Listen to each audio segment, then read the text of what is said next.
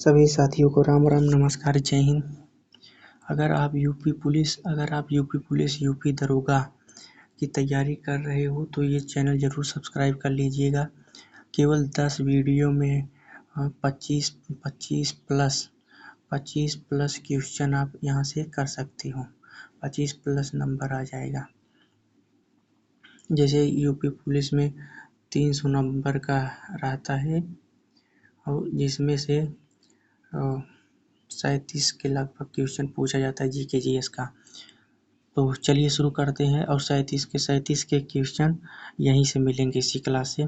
चलिए शुरू करते हैं। मानवाधिकार का सार्वभौमिक घोषणा यूडीएचआर के अनुच्छेद 1 से 30 तक के प्रमुख विषयों का संक्षिप्त विवरण निम्नलिखित है। ये मानवाधिकार वाला टॉपिक है जीके जीएस स्टैटिक जीके का।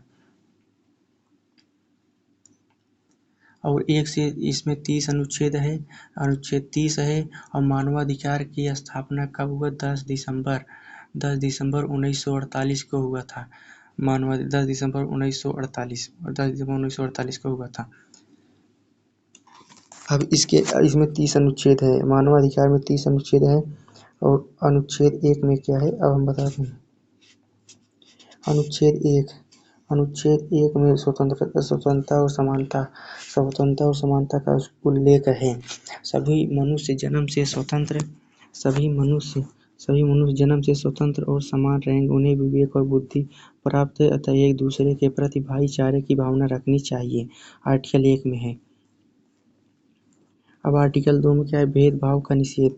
आर्टिकल 2 में क्या है? भेदभाव का निषेध है। जैसे जाति, रंग, लिंग के स्थान पर या स्थान विचार के आधार पर भेदभाव नहीं कर सकते। और आर्टिकल 3 में क्या है? फटाफट रिवीजन कर लीजिए और चैनल सब्सक्राइब कर लीजिए और शेयर भी कर दीजिएगा। इससे बाहर क्वेश्चन नहीं जाएगा। अनुच्छेद 3 में है जीवन स्वतंत्रता और सुरक्षा। प्रत्येक व्यक्ति को जीवन स्वतंत्रता और व्यक्तिगत सुरक्षा का अधिकार है। आप केवल यही ऊपर का यही एक लाइन याद करिएगा बस। जीवन स्वतंत्रता और सुरक्षा। और अनुच्छेद 4 में क्या है? गुलामी और दासता का निषेध। गुलामी और दासता का निषेध मतलब गुलामी नहीं करा सकते। आर्टिकल 5 के तहत यातना और अमानवीय व्यवहार नहीं किया जाएगा। किसी को यातना देना, जैसे पकड़ के कूट देना, क्रूरता, अपमानजनक व्यवहार, अपमानजनक भाषा हम नहीं बोल सकते ना, मानवाधिकार का उल्लंघन है।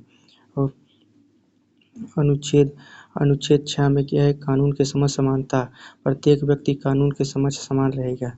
और अनुच्छेद 7 में है कानून की समानता, मतलब सभी कानून के समान संरक्षण के हकदार हैं।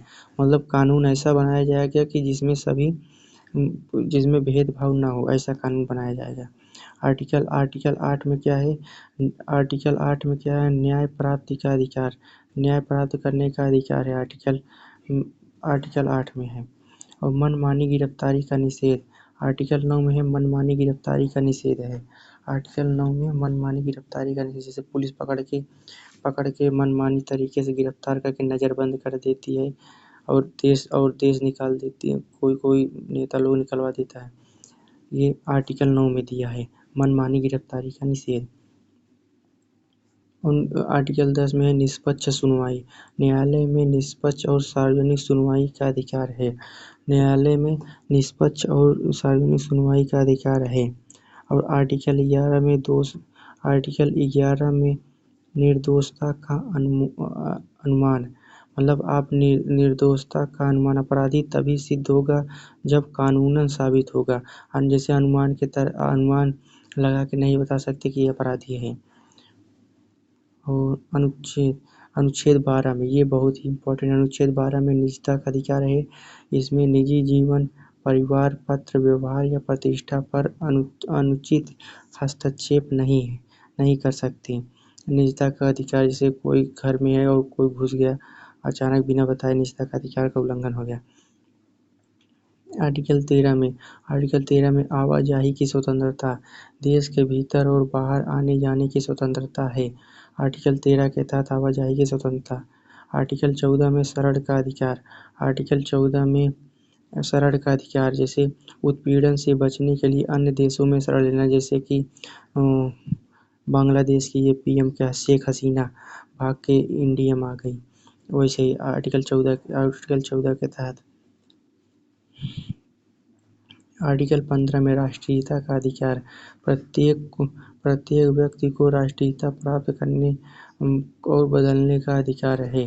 जैसे राष्ट्रीयता का अधिकार, जैसे किसी दूसरे देश की आप नागरिकता ले सकते हो, इसका भी अधिकार आर्टिकल 15 के तहत। आर्टिकल 16 में विवाह और परिवार का उल्लेख है। विवाह करने, परिवार बनाने और उसकी सुरक्षा का अधिकार, और विवाह स्वतंत्र और पूर्ण सहमति से होना चाहिए। और जैसे आपकी शादी नहीं हो रही थी, आप जाके तुरंत शादी कर लीजिए, इसके तहत कर भी सकते हो। मजाक। विवाह और परिवार बनाने की स्वतंत्रता। विवाह का, जैसे आपके घर वाले शादी नहीं कर रहे हैं तो आप खुद ही विवाह कर लो, आर्टिकल 16 के तहत।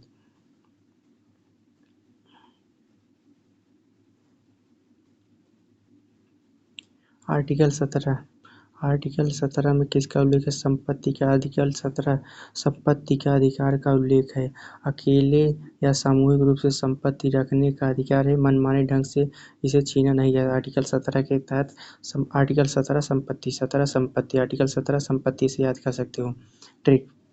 आर्टिकल 18 विचार धर्म आर्टिकल 18 विचार धर्म और अंतरात्मा की स्वतंत्रता। आर्टिकल 18 में विचार धर्म और अंतरात्मा की स्वतंत्रता, ये आर्टिकल 18 है। और ये संविधान में क्या है? संविधान में आर्टिकल 18 उपाधियों का अंत है। ये दूसरा टॉपिक है, और मानवाधिकार का ये दूसरा आर्टिकल है, और संविधान में दूसरा आर्टिकल है। आर्टिकल 19 ये भी मिलता है आर्टिकल 19 के तहत अपने संविधान। अभिव्यक्ति की स्वतंत्रता। आर्टिकल 19 अभिव्यक्ति की स्वतंत्रता, बिना डर के विचार के जानकारी प्राप्त करने का अधिकार। आर्टिकल 20 में क्या है? सभा और संगठन की स्वतंत्रता। आर्टिकल 20 में सभा और संगठन की स्वतंत्रता का उल्लेख है। आर्टिकल 21 में लोकतांत्रिक भागीदारी का उल्लेख। आर्टिकल 21 के तहत लोकतांत्रिक भागीदारी का उल्लेख है। मतलब लोकतांत्रिक भागीदारी किसको कहते हैं? सरकार में भाग लेने, चुनाव लड़ने और निष्पक्ष मतदान का अधिकार है, आर्टिकल 21 के तहत। आर्टिकल 22 के तहत सामाजिक सुरक्षा। जैसे समाज के सदस्य के रूप में आर्थिक, सामाजिक और सांस्कृतिक अधिकारों का अधिकार है। जैसे आर्टिकल 22 में सामाजिक सुरक्षा, इतना याद करिएगा, सामाजिक सुरक्षा, जैसे समाज तुम्हें उन्नति की ओर रास्ता दिखाएगी, आर्टिकल 22 के तहत। आर्टिकल 23 कार्य का अधिकार। काम चुनने का अधिकार है आपको। न्यायसंगत वेतन, जैसे वेतन कम ज़्यादा मिल रहा है, करोगे कि नहीं ये आपके ऊपर है। ट्रेड यूनियन बनाने का अधिकार भी है आर्टिकल 23 के तहत। आर्टिकल 24, इसमें ट्रिक क्या है? आर्टिकल 24 में आराम और अवकाश, जैसे 24 से 24 घंटा, मतलब 24 घंटा काम नहीं करा सकते। आर्टिकल 24 आराम करने का अधिकार, अवकाश, आराम और अवकाश, आर्टिकल 24 के तहत।